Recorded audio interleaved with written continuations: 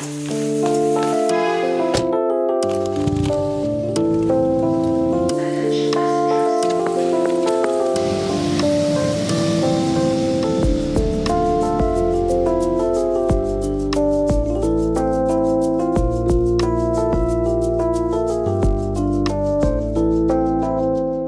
everyone, this is Dear Experts and my name is Polina. Hi, I'm Julia. I'm here in the studio with Polina. Today we're recording our 5th episode. Actually, I'm shocked because I think that we live with this podcast so many years or months, so it's really strange that it's only 5th episode. I agree. I think I grew really attached to it as well. So we ask you to subscribe to this podcast, write your comments, put your likes and share this episode in your social medias. For example, Instagram. Actually, you can tag us, but we have only our Russians Instagram, so it's not gonna work. But still, thank you, and please send us your letters. This is really important for us.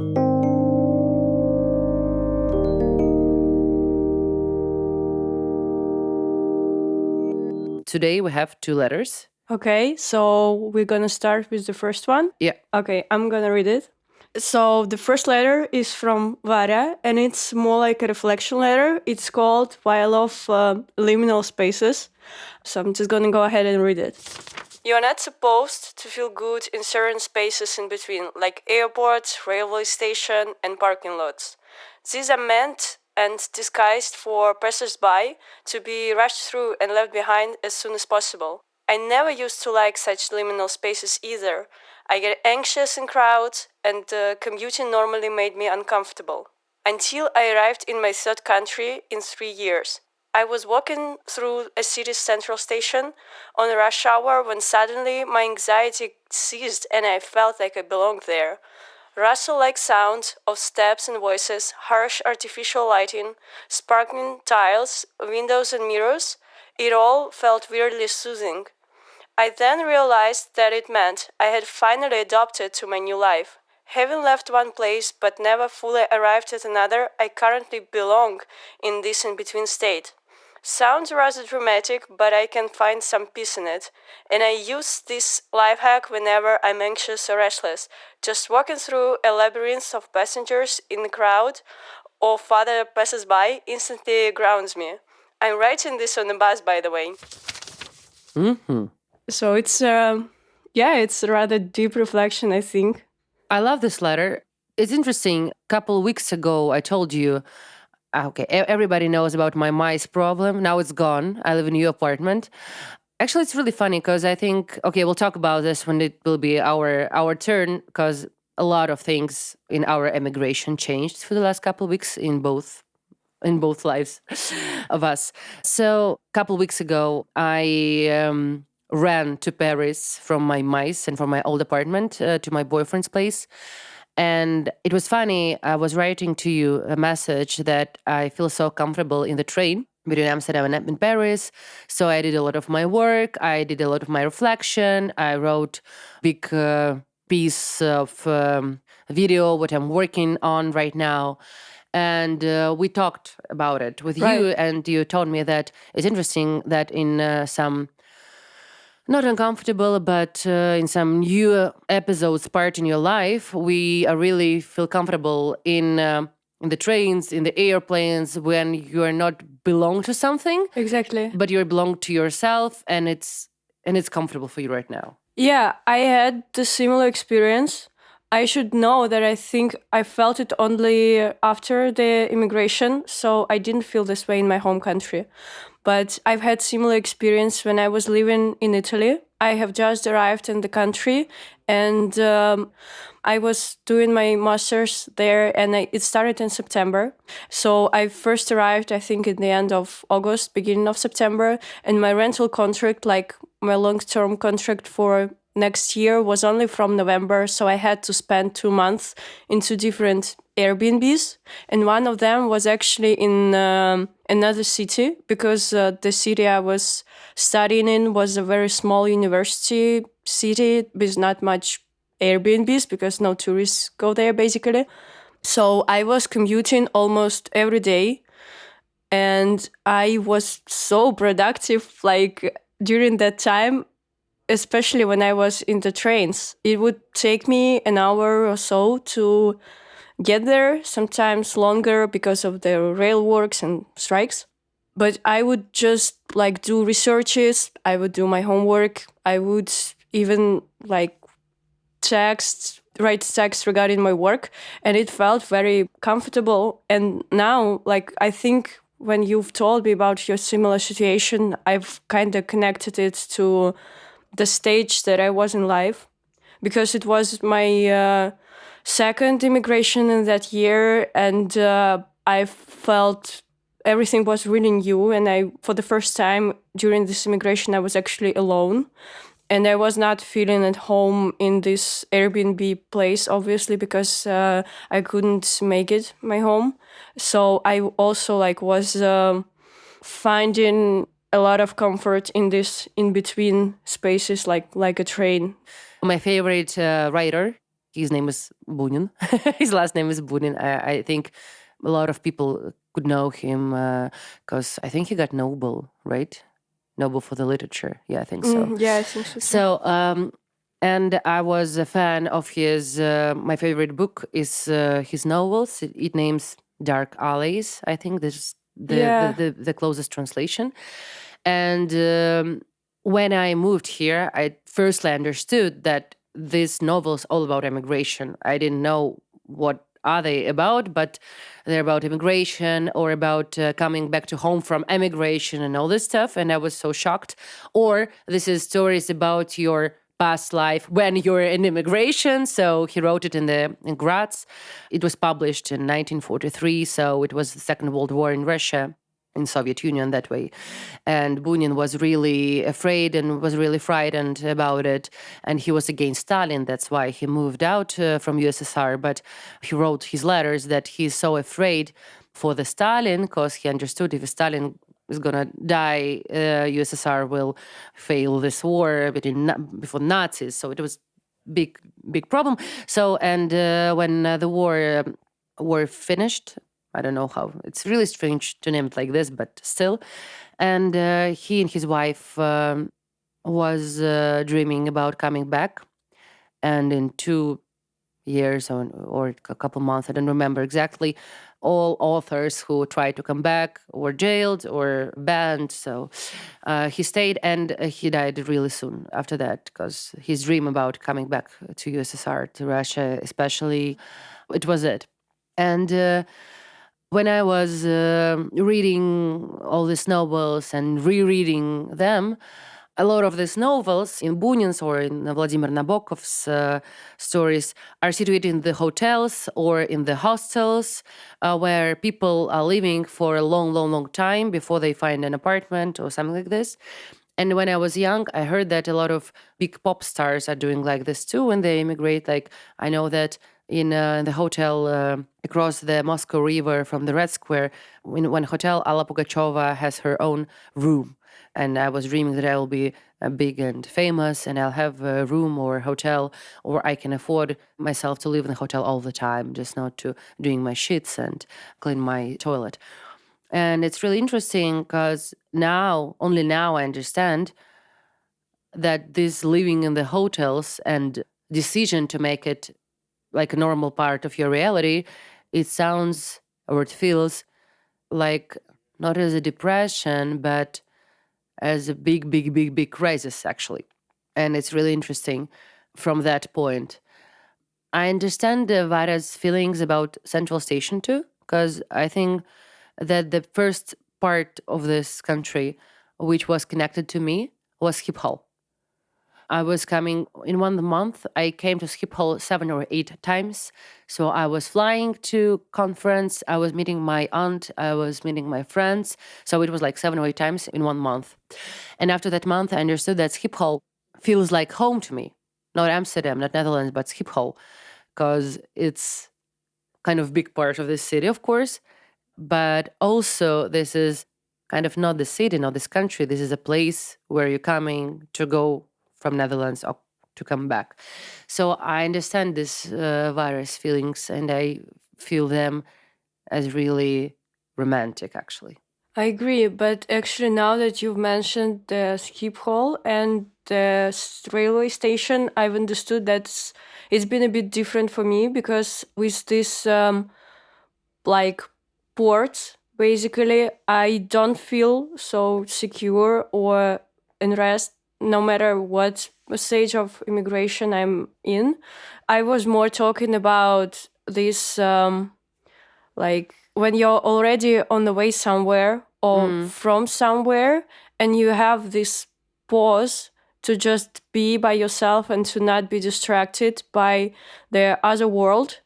And if you don't have your permanent place, you kind of scramble for such experiences wherever you can get it. And it's similar to the hotel rooms or the trains, but the way that they are constructed, they kind of remind you that it's not permanent, because it's like a small space.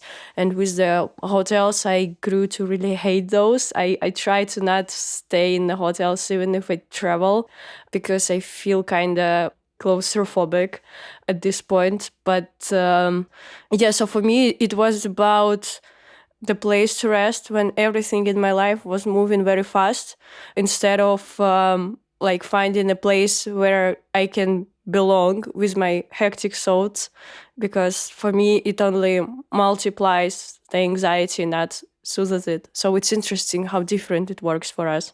Yes, thank you, Vara, for such a great letter. It was really interesting and romantic, actually, to feel and think about it. So thank you.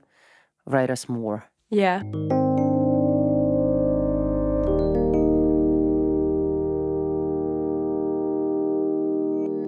So I have one more letter, but it's not so romantic. Immigration sucks, especially when you move somewhere with no friends or connections. I arrived in the US 8 months ago, alone and uncertain. This country feels distant, and I stumble through each day missing home. The feeling fades a little over time, but whenever I hear Russian, my heart leaps, then aches with homesickness. I miss my friends, my food, every familiar Russian face I now recognize from afar. Will I ever truly belong here, or is going back the only way to feel whole again? A little context, Artur moved to US to make his MBA, so he's an adult. No. So he's not a student. That's what I'm talking about. That's not about when you're just Well, he is a student, but different. not different tier of not the young students. one. Yeah, I totally understand, Artur. It's really hard to move by yourself, to be alone in this process. I was there and you were there, Julia. And I don't know. I think that immigrants will be immigrants for the whole life, actually. But then you are the hottest one in the first year. Now it's getting better. And I think that, okay, I was feeling this immigration, this first part of it, the hottest one. I was thinking about it as a COVID. So, like, you're ill, Okay. you feel really, really, really bad, Okay. but you know that it will finish somehow. And that's it. You just only need to wait. You can't do anything. You That's can. true.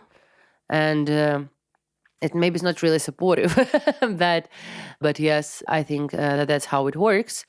But I think that this is the idea I really need after the breakup.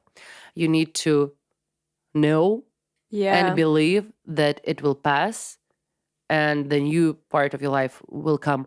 And I'm sure that how it works with this hard processing of immigration. Yeah, I agree. And I mean, also, as with every loss, because immigration is a loss, you need to give yourself time to kind of mourn, to be sad about it.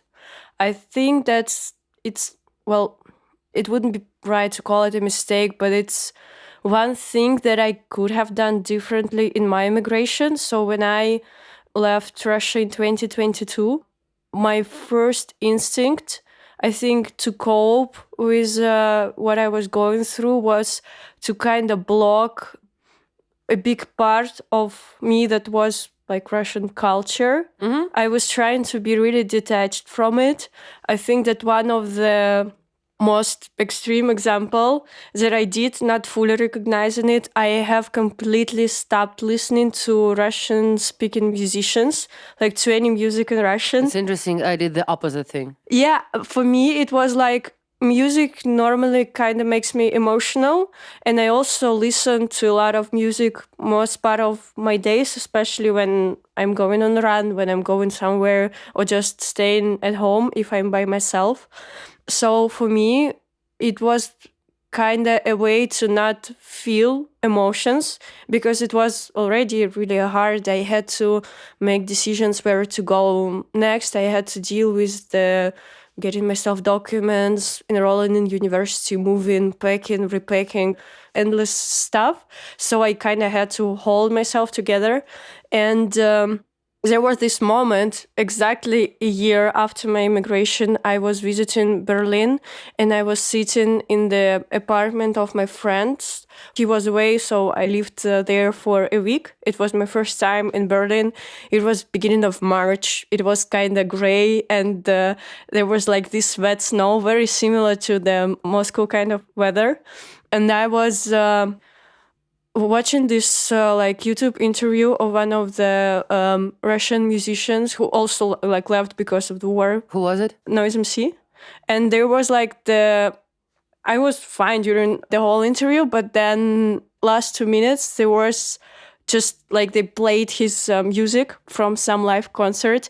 And it was the first time in a year I've listened to the music in Russian and I've completely crumbled. And I started crying. And after that moment, I had like several months. I've been listening to it kind of obsessively. And I was very emotional every time I listened to like any piece of music in Russian. Until it passed, like I just held all this grief in me that I needed to let go of.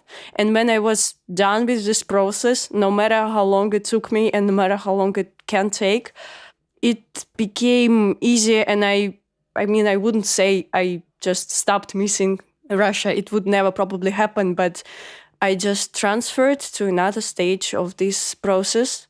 And it started getting more and more easier after that. And it keeps getting easier up to this point. I don't know, there might be other crises, but for now, it's better. I have two ideas, and I think they should be short, so we need to move to our next step. So the first one is, it's really interesting. Most of our people around us left their countries because of something bad happened. And I think Artur is not the same idea. So he went to US for some greater opportunities. And it's really sad how immigration works bad for both of these tracks. The second one about, sorry, I'm in my Russian history mood today. And I remember... It could be dangerous. Yeah, I remember the last time I cried. It was from Russian music, but not Russian pop music. It was from the Mikhail Tariverdiev. You should Google it. It's not songs with words. It's like music. And he was the greatest composer of Soviet movies of the last century, the 20th century. And I'm crying. Actually, I was crying before my emigration from their music. So really, if you're somehow interested in Slavic culture, try it. Now you could understand that it's more complicated and more sophisticated and more emotional than you can imagine. Thank you, Arthur, for your letters. I wish you'll share this episode with your expats in Stanford, and they will give us money to do something more. Yeah, more episodes. Yeah, but thank you for sharing. It's really personal. Yes, and Julie's single too. So just call us.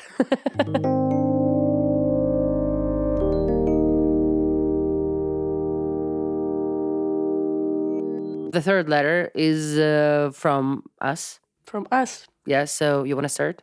Yeah, I'll start. Okay, I'm going to lighten the mood a bit with my story because it's just a more casual one. So last weekend, I was just going around Haarlem, which I consider the best city in the whole Holland, and I get to live there. So I was just enjoying the sun, the spring in the Netherlands. I was sitting around the canal, just minding my business, people watching. You imagine me minding my business. Like your little business baby. Yeah, I was literally on my phone typing something work related. Of course. But then there were like these two Dutch women who asked in Dutch to sit with me. I kind of gathered it from the context. But then they also started talking to me in Dutch, and I didn't recognize it at that point. I think they also had some accent. So it turned out that they come from the like more southern part of the Netherlands, where there is Eindhoven. It's like the second hugest airport, so it's probably easier to recognize from that place. And they came to Haarlem just for the weekend to hang out without husbands and kids. They were like very proactively communicating with me, so I know a lot of context from just like sitting and nodding. And so it turned out that they have this travel routine when they have each year to visit one of the 12 provinces in the Netherlands. So they kind of go to the capital of each province once a year. And like it was their first time in Haarlem, which is actually the capital of North Holland, not Amsterdam. It's tiny city. Usually is fan of Haarlem. I like it too, but yeah. It's not the biggest one, so it's like it's not the Rotterdam or but Hague. it is the capital of the province. Okay. So that's why they came there. And so basically, yeah, that's their routine. And they've never been abroad. And From they're the like, Netherlands? yeah, they're But like, they're not Dutch. they're Dutch. They are 40 plus. They come from this village where Van Gogh was born. Oh my God. And I mean, I was just surprised. I don't want to sound, that, and I don't. As a snob. Yeah, I don't mean it in that way, because it felt like it was partially their like conscious choice to have this much calmer life. When you have this one experience in a year, when you visit the new city, and like that's your level of, Travel anxiety. travel anxiety and travel excitement. So you kind of, I see it as a way actually of living a very emotionally regulated life. I don't know, but it really impressed me. I just like with my, I don't know, desire to always go, move, visit different places that I sometimes feel I just was boring to see something different. It was really interesting. That's interesting. The first idea which I got, I thought, okay, I know that a lot of Americans are not moving abroad, but it's quite understandable. They have mountains and ocean and snow and forests and like everything. And it's also common in Russia. So, I mean, I've knew some people, but it's also economical thing. But Yeah. I don't think that it's an economical thing in Americans' way, but they always say that we have everything here, and it's kind of true. Maybe they don't have only different cultural things, but not a lot of people open for it. That's totally okay. But Netherlands is not the US. Totally. It's really, really, really interesting. And while I was hearing you, I was trying to imagine the reasons.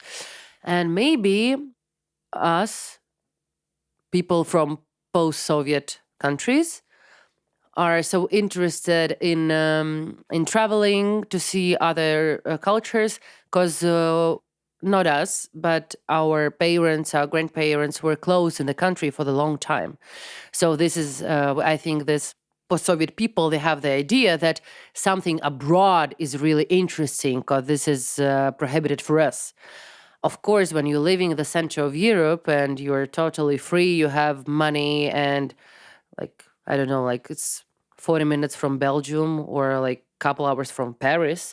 It's really interesting. I think this kind of connected to thing which we were talking before our recording, that Dutch people are really, they are emotional. They're totally emotional, but we are not feeling the same vitality. Do you have this word? Yeah. As French people or Spanish people or Italian people. Yeah. So they're controlling their life, their moods, their emotions, and they're totally okay with it. And I think that they're great life engineers, so they're great in making the system not to bothering these parts what you don't want to be bothered. Yeah, that was the point I was trying to make. But there is also another thing that I've gathered from another part of our conversation, because she also shared that he has 3 kids and they all play football. And I was like, oh, so like, do they go to some, I don't know, professional league or something? Because football is a huge thing in the Netherlands. And she was like, no, it's just, yeah, for fun. Like, I don't want them to be first. I want them to be happy. And I think What? it was, yeah, it was kind of, this stance against this consumeristic and, achievement chasing culture. Because she was like, I understand that some people might find my like way of living weird. That's great. It's totally great. But It sounded very healthy, yeah. Yeah, but when I was hearing you, the first idea I have, and this is, I think, my mark, of my mindset, I thought, are you gonna be happy if you're not the first? That's what my first idea. Yeah, I can relate. Well, I was we're really totally happy. ruined. I was happy for those who heard it. Yes. Like, thank you for that story, and thanks for these women and for their choices. Wow. Yeah, talking to strangers can sometimes really do things for you. Yes. So I think that was our third letter from Julia. Thank you, Julia. Yeah. Write us more. Yeah, thank you, Polina, and thank you to all the strangers who actually... But be careful with strangers, okay? Okay, so we better communicate with them through our letters that they send us. Yes, please send us letters, and don't forget to share this episode, to write your reviews and put us 5 stars on Apple Podcasts or hearts on the Spotify. It was us. It was Julia. It was Polina, and we'll be back with you very soon. In 1 week. Thank you so much, and stay with us. Bye-bye. Bye.